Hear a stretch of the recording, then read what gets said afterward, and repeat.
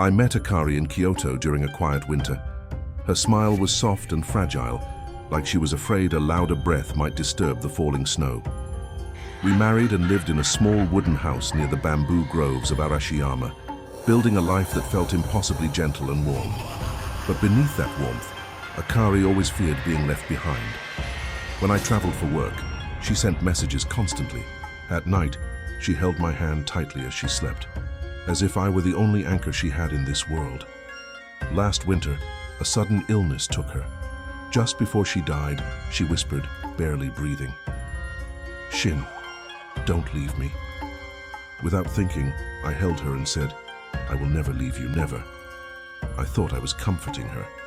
I didn't know it was a vow she would bind me to, even after death. 3 months after she passed, our Kyoto home became unbearable. Every corner reminded me of her. I fled to Osaka, hoping distance could quiet the grief. I rented a small 12th floor apartment, ordinary and quiet, far from memories. But on the 7th night, while washing dishes, I heard soft footsteps behind me. Bare, careful, familiar. The exact way Akari walked. I turned around. Nothing.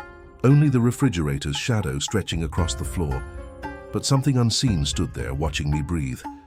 Later that night, I smelled yuzu drifting through the hallway. Akari's scent. I opened my eyes and saw a woman standing in the corner of my bedroom, head bowed, long black hair hiding her face, perfectly still. I reached for the lamp. The moment light filled the room, she vanished, but the curtains swayed as if someone had just slipped past them. I told myself it was grief, that hallucinations were normal. Then I met May, a gentle co-worker who never tried to replace Akari. She simply offered warmth, something small, something human. But the closer May and I became, the darker Akari's presence grew.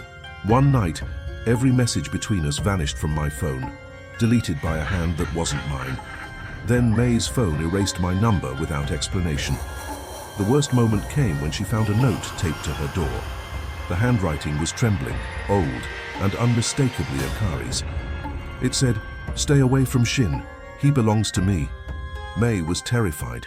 I could barely speak. How could I explain a haunting? I refused to believe myself. One evening she came over so we could talk. We sat in the living room. The silence was heavy.